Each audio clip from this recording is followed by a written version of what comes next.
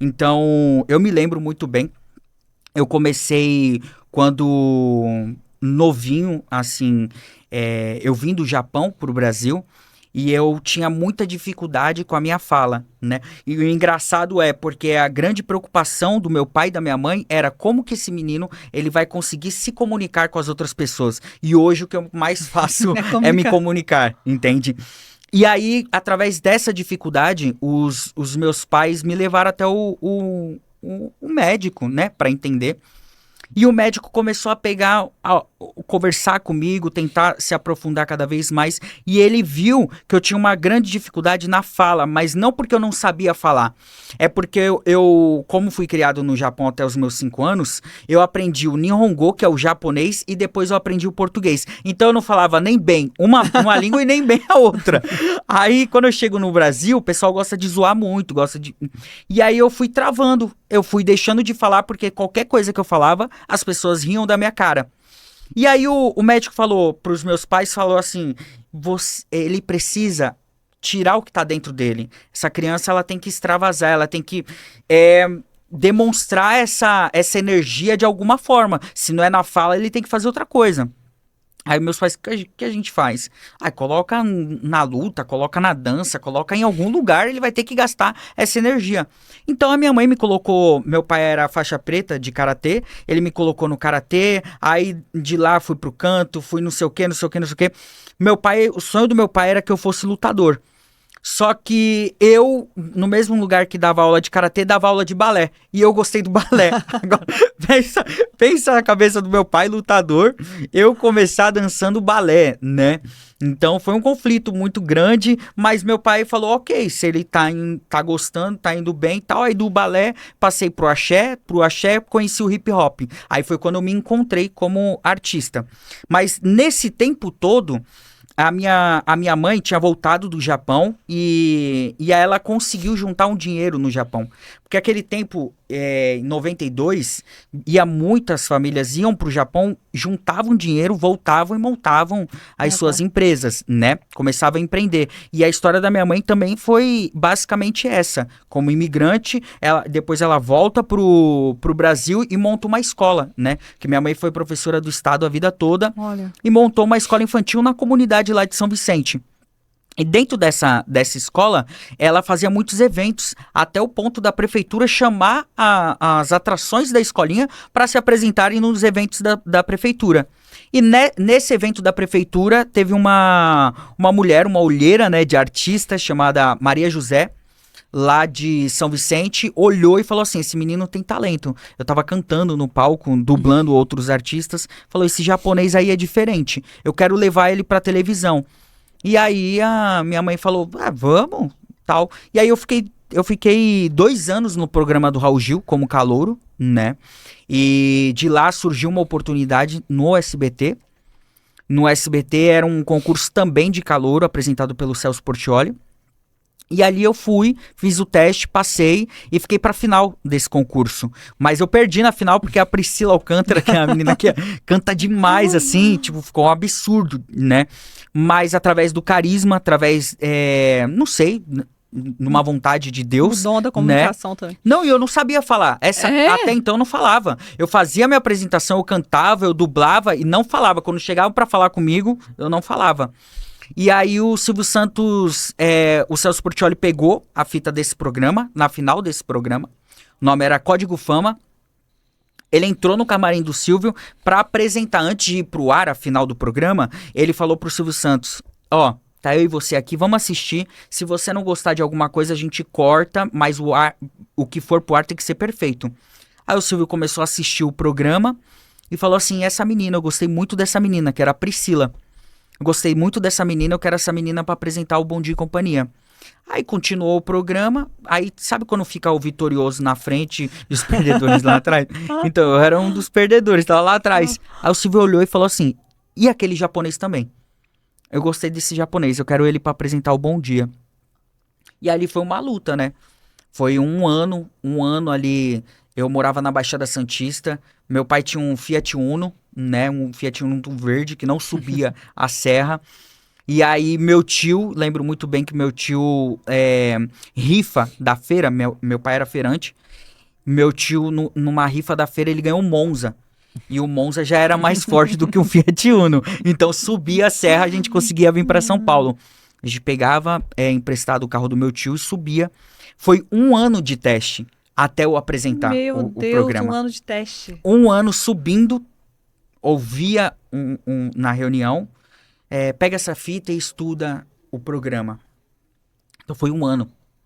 Um ano sem saber se a gente estava investindo, porque pra gente, no momento, a gente não tinha condições de ficar Claro. pagando gasolina, pedágio, alimentação, e o SBT não pagava nada disso. Então foi um ano esperando, um ano de preparo, um ano de busca, né? E depois desse um ano, o Orlando Macrini, que era o diretor-geral do SBT, na época, chegou e falou, ó, semana que vem vocês vão estar apresentando o programa. Vai ser um programa gravado até então. Vocês vão contar várias histórias e tal. E ali começou. Ali realmente se tornou algo concreto, né? Porque eu assino meu primeiro contrato de 11 para 12. E ali eu já tinha minhas obrigações. E eu não sabia que eram tantas, né? Com 12 anos, A eu criança. trabalhava de segunda a segunda. Meu Deus. E era. Eu acordava 4 horas da manhã, porque eu morava na Baixada Santista. E aí subia a serra. O programa começava às 7 e até às 3 da tarde, ao vivo. E depois a gente gravava Merchan até às 6. E descia a serra de novo. Então, Loucura. de segunda a segunda, né? Então foi muito aprendizado, foi muita loucura realmente. E vários conflitos internos, porque você não tem voz, você ainda é pobre. Você não tem como lutar contra isso e você sabe que é a única oportunidade que você tem na sua vida para crescer, né? E mudar a situação da família, enfim, da próxima geração da sua família. E ali eu fui aprendendo de tudo, assim, convivendo. Durante muito tempo da minha vida eu olhei isso como algo pesado, né? Tá. Porque eu perdi minha infância, eu perdi minha adolescência para o trabalho. Mas hoje eu mudei essa visão. Na verdade, foi um presente de Deus, porque eu tive grandes reuniões, eu tive contato com pessoas que as pessoas de hoje não entendem e não vão ter mais, né? Que eu pude trabalhar com o Silvio Santos, com a Hebe, com o Celso Portiolli, que foi meu empresário, com o Ratinho. Então, assim, eu fui criado ali como as crianças do SBT, sabe? E aí eu só caiu a ficha, pra ser sincero, no falecimento do Silvio, né? Quando o Silvio Nossa. faleceu, eu entendi a grandiosidade.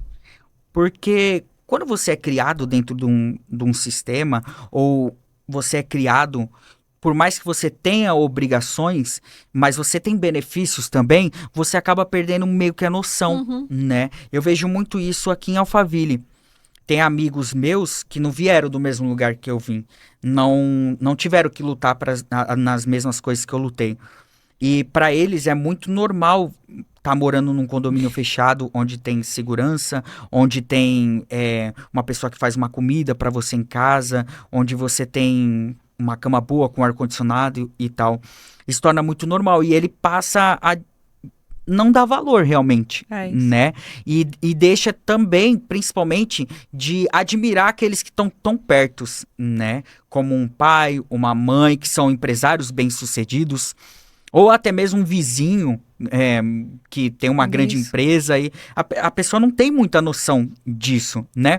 E assim foi minha vida também. Eu não tinha muita noção de que aquelas pessoas que me cercavam, que me davam dicas de comunicação, de postura, enfim, de crescimento, eram os maiores do Brasil, né? Eu não tinha essa noção. Final do mundo. Não tinha. O Silvio faleceu. No dia seguinte de manhã, o SBT estava na minha casa, né? Nossa. O SBT estava na minha casa e eu entrei ao vivo no SBT e o SBT fez uma seletiva de conteúdos, de programas para passar no dia do falecimento dele. E o primeiro programa foi escolhido o que eu apareci, né? Então, para mim, foi uma emoção muito grande e é uma honra porque eu hoje posso falar que eu fiz parte, de uma certa forma, Sim. ali da história do SBT e do Silvio Santos também. Acho que nós, eu, a Maísa, a Priscila, fomos os últimos que fomos mentorados pelo grande da comunicação, né? Então, assim, é, Deus foi bom até nisso, né, para me trazer sabedoria e entendimento de que aquilo que ele tinha colocado na minha vida não era algo ruim, mas sim um presente dado por Deus, né? E tudo que eu ouvi durante minha vida inteira com esses grandes profissionais, hoje eu consigo colocar em prática, né? Hoje eu consigo mais vitórias por conselhos dados quando eu tinha 14 anos, Meu Deus. né? E eu vejo muito isso, né? Tem coisas, é o que tá na Bíblia, ensina o caminho que seu filho tem que Exato. andar, que ali, e no momento certo, né? No momento certo. Até então eu achava que era tudo besteira, tudo que ele compartilhava, tudo que ele pegava no meu pé e tal, mas hoje eu vejo que não. Era um preparo, mas não por uma vontade dele, por uma vontade maior Sim. que era Deus conduzindo para o caminho certo, né? Então, a minha história vai dar um bom livro. Um Acredito que lindo, né? daqui uns 2 anos, 3 anos, quem sabe. Eu não tenho pressa, porque acredito que Deus tem muita coisa para fazer através da minha vida. Então, eu não tenho pressa. Se até aqui eu nunca escrevi nenhum livro, então não é agora que eu vou sair correndo, né? Na verdade, Deus tem escrito a sua história, Amém. né? E sabe que você falando tem trazido a minha mente.